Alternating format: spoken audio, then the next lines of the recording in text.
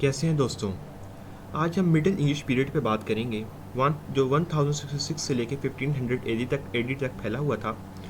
पिछली वीडियो में हमने जो है ओल्ड इंग्लिश पे बात की थी, जिसमें मैंने आपको बताया था कि किस तरह जो है French king William the conqueror of Normandy ने ब्रिटेन पे अटैक किया और वहाँ के जो एंग्लो सैक्सन्स थे उनको सबड्यू कर दिया।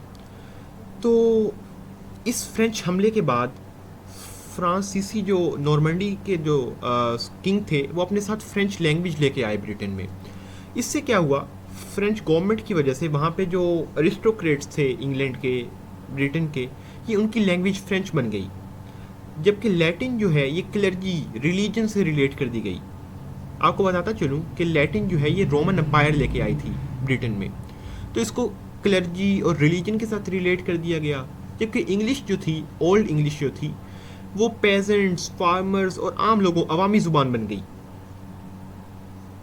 वक्त के साथ साथ इंग्लिश जो है फ्रेंच और लैटिन के साथ मर्ज हो गई और रिचर और फ्लेक्सिबल हो गई।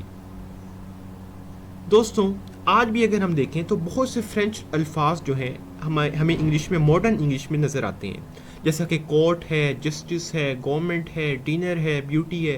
ये तमाम उसी ईरा से हैं जब फ्रेंच रूल कर रहे थे ब्रिटेन पे। आइए कुछ लैंग्वेज फीचर्स देखते हैं। तो ओल्ड इंग्लिश के मुकाबले में ये जो मिडिल इंग्लिश थी ये ज़्यादा आसान थी दोस्तों, मगर फिर भी आसान होने के बावजूद भी ये थोड़ी सी डिफरेंट है आज की जो मॉडर्न इंग्लिश है उससे। फॉर एग्जांपल, ये एक आपके सामने एक लाइन है जो कैंटरबरी टेल्स जो जॉफ्री चौसर ने लिखी थी उसमें से। ये जो फर्स्ट लाइन है आप देख रहे हैं कि बहुत ही डिफरेंट है दूसरी लाइन से। तो उस वक्त स्पेलिंग्स का अभी भी ख्याल नहीं रखा जा रहा था, यानी मुख्तलिफ स्पेलिंग्स थे, डिफरेंट स्पेलिंग्स थे जो आज हम यूज़ कर रहे हैं उनसे। इसके अलावा इस ईरा में जो है रिलीजियस लिटरेचर पे बहुत ज़्यादा काम हुआ दोस्तों।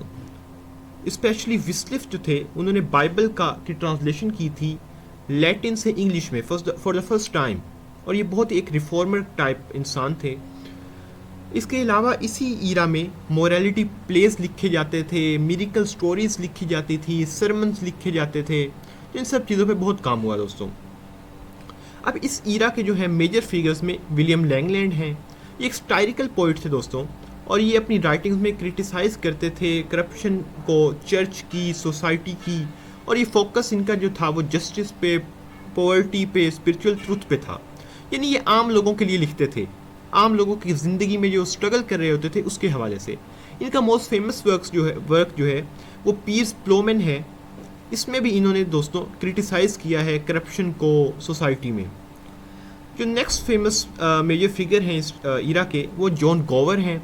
जॉन गोवर जो है 1330 से लेके 1408 तक इनका टाइम स्पेन है, और ये अपनी ट्राइलिंगुअल राइटिंग्स के लिए बहुत मशहूर थे दोस्तों। ये इंग्लिश, फ्रेंच और लैटिन तीनों ज़ुबानों में लिखा करते थे।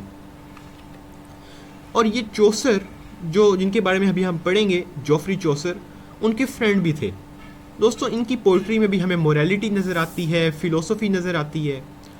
इनके मेजर वर्क्स जो है, जो फर्स्ट इंग्लिश इन्होंने वर्क लिखा वो कॉन्फेसियो अमेंटिस है। इसके अलावा एक लैटिन वर्क लिखा जिसका नाम वोक्स क्लेमेंटिस है, जबकि एक फ्रेंच में भी इन्होंने एक बुक लिखी थी जिसका नाम स्पेकुलम मेडिटेंटिस है। अब दोस्तों चलते हैं जेफरी चौसर की तरफ, जो बहुत ही मोस्ट सेलिब्रेटेड फिगर हैं इस ईरा के। और दोस्तों सबसे अहम बात, इनको फादर ऑफ इंग्लिश पोइट्री भी कहा जाता है। इन्होंने लोगों की ज़ुबान में लिखा, यानी मिडिल इंग्लिश में ये लिखते थे, जिसकी वजह से ये लैंग्वेज कॉमनर्स में बहुत एक्सेप्टेबल हुई। इनकी जो स्टोरीज़ हैं वो बहुत ही फ़नी होती थी, इमोशनल होती थी, रियलिस्टिक होती थी। इनमें डाइवर्सिटी को दिखाया जाता था मिडीवल सोसाइटी की। इनमें नाइट्स को, नन्स को, वाइफ्स को, मर्चेंट्स को और बहुत सी और चीज़ें होती थी। यानी बहुत डाइवर्स होते थी इनकी राइटिंग्स। इनका जो मोस्ट फेमस वर्क है वो कैंटरबरी टेल्स है।